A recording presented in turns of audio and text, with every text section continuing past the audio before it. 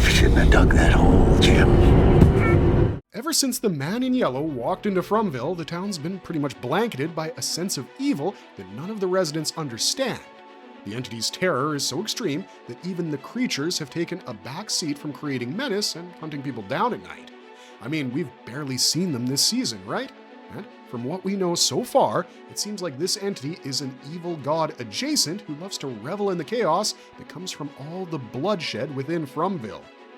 Now, the show has never been big about showing all its cards at once, which means we gotta keep digging for clues in every scene, but so far, we've gotten more than enough clues to understand at least some of the physiological details about the man in yellow. So, without wasting another moment, let's get right into it.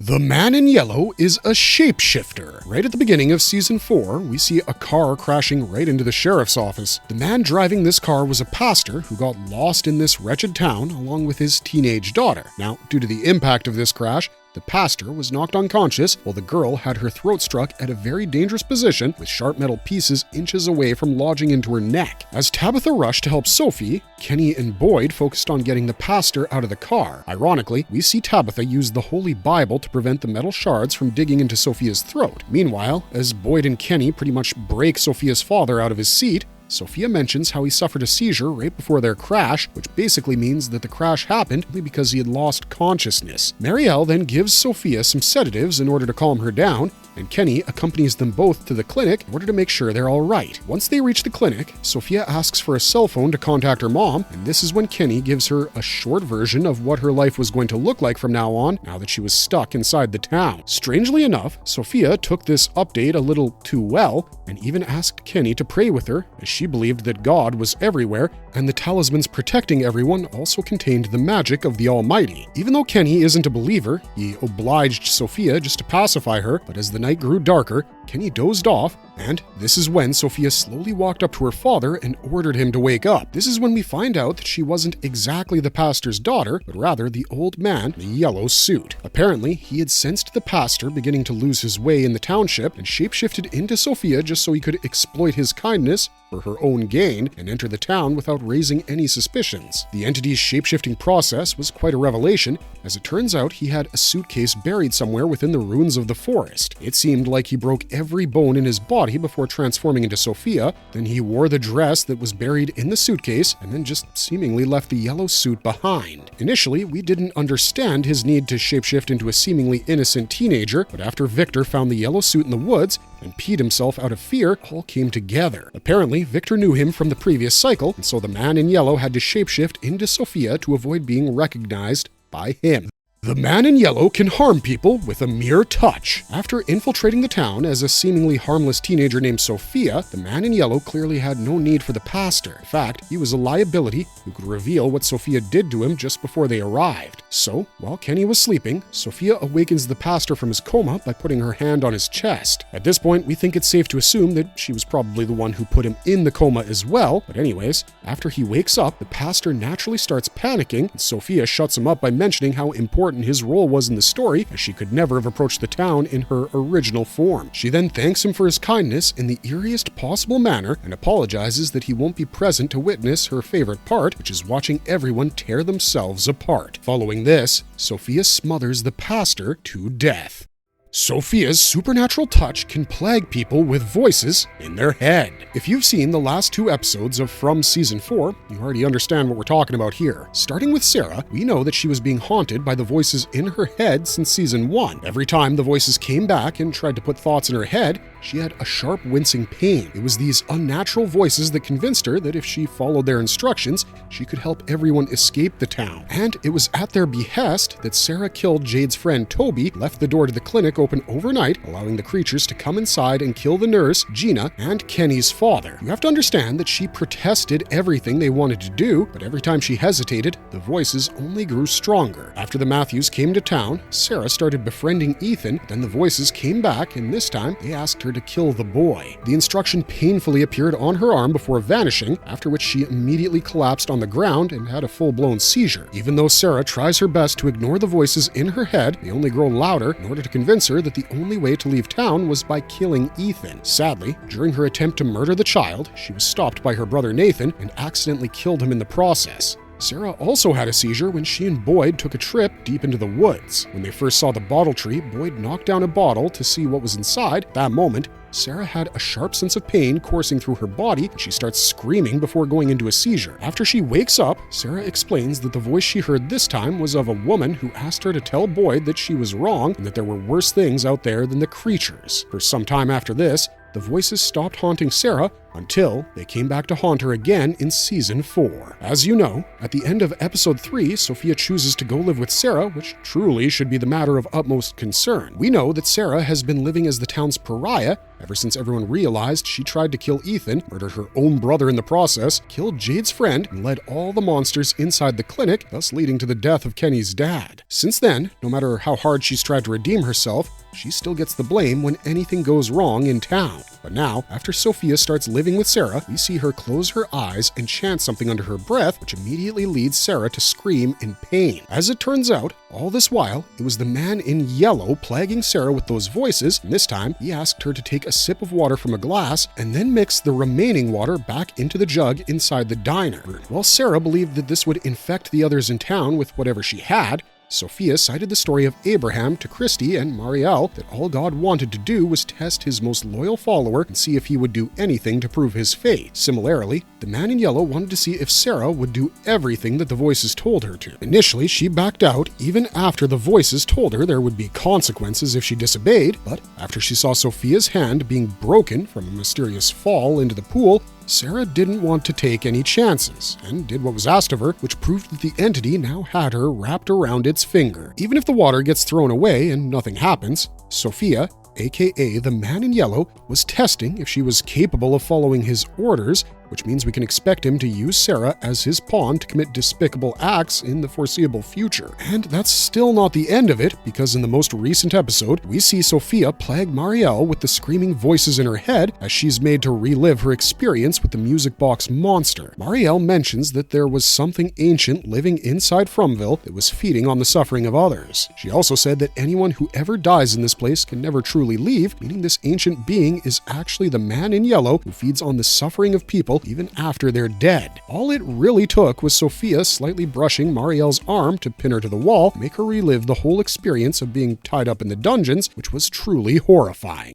Why does the man in yellow eat people? It's easy to believe that the man in yellow is the cosmic entity responsible for the true nature of Fromville, but now that Victor has finally confessed to Henry about his memory of the man in yellow, it makes sense why he peed himself after seeing the yellow suit buried in the forest. According to the description he gives his father, the man in yellow came into town during the 1970s cycle in a car and pretended to be just like the rest of the people. Naturally, the town took him in and believed the man simply shared the same unfortunate fate as them. But the true revelation came after little Victor got out of the root cellar on the first morning after the massacre and saw the street littered with brutally dismembered bodies. He initially assumed it was caused by the creatures that haunted the town at night, but that was before he saw the old man in yellow eating his mother, Miranda. Being a child who had to watch his mother's remains being eaten, Victor was so traumatized and scared that he buried all the pictures he drew of the man in yellow and did everything he could to try to forget any of this ever happened. This completely explains why Victor never wanted to talk about any of his memories or anything that happened in his childhood, because he understands that in order to survive this town, he needed to keep shut because knowledge,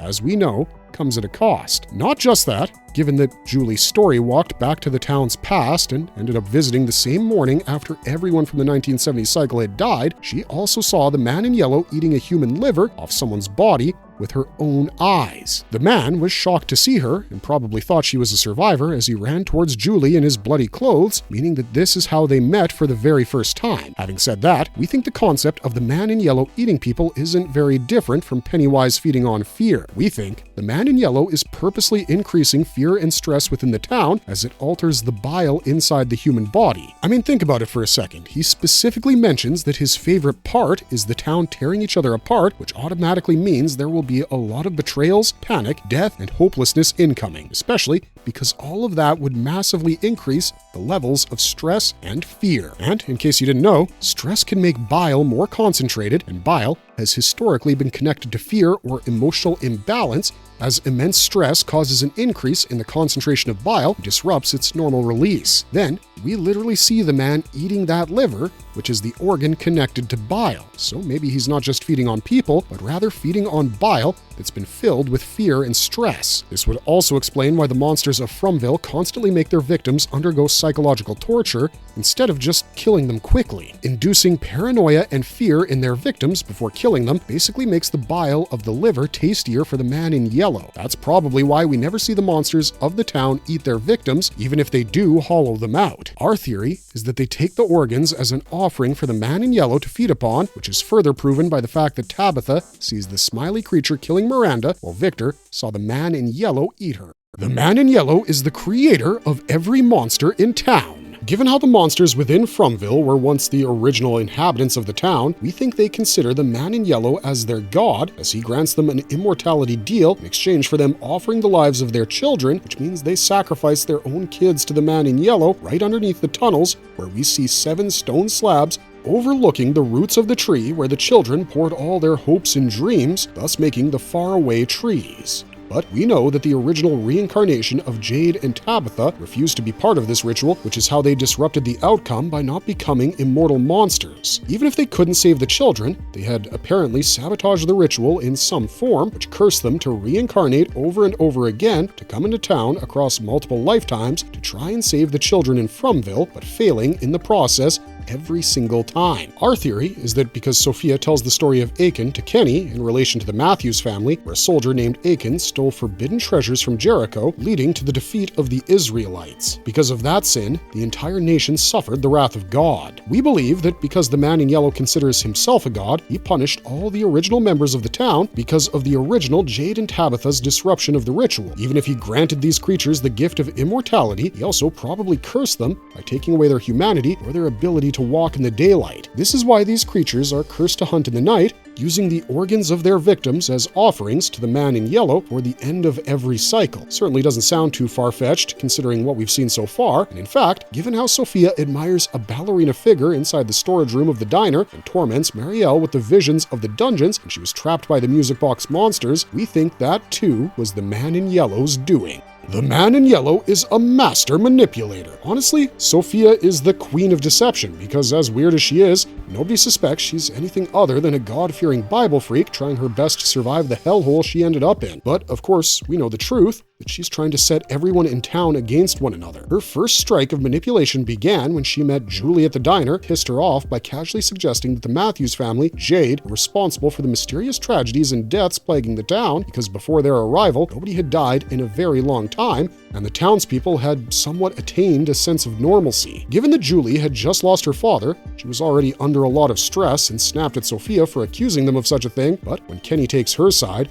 Sophia tells him about that story of Achan. She basically wanted to sow discord and turn the townspeople against one another, and giving them the idea that the Matthews were the reason the town has suffered so much would definitely jumpstart that chaos. This was further reinforced in the recent episode when Jade was told by her younger self about the answers he sought. They indeed came wrapped in painful truths because in every lifetime, after the residents understand Jade and Tabitha's connection to the children, they probably consider them to be the anchor to the town. Once the truth gets out, Sophia will inevitably use some Bible verse to incite thoughts of hatred within the townspeople and poison them against Jade and Tabitha, thus starting the massacre that ends it all. Not just that, she tells the story of Abraham from the Bible, who was tested by God to kill his own son as an offering, was stopped right before he went through with it. Well, she made it seem like she meant that God was testing her, as she told the story to Christy and Marielle while they were fixing their broken hand. In reality, Sophia was actually foreshadowing how she planned to use Sarah as her pawn in her big schemes. Lastly, she also calls Marielle the prophet after inducing her with visions and voices of the dungeons, claiming that the voices were coming to her as she was meant to help others. We think Sophia was simply getting Marielle to listen and follow what the voices were telling her, as it could possibly incite a riot within the townspeople instead of actually helping them. Apart from using the freaky Bible references to manipulate the people around her, Man in Yellow also uses the radio or the phone to manipulate people. For example, just before he killed Jim, he mentioned that knowledge comes at a cost and explained how he had warned him previously about the consequences of prying into the town's secrets. Before Jim could react to it, the Man in Yellow grabbed him by the throat and reminded him of a certain past warning from season 1 about how his wife, Tabitha, should not have dug that hole, thus echoing the same creepy voice that Jim had heard on the radio back in season 1. Not only that, we think the calls from Thomas that Jim received were also a part of the Man in Yellow's manipulation, as he really does enjoy watching people suffer, be it physically or emotionally. The Man in Yellow barely has any weakness.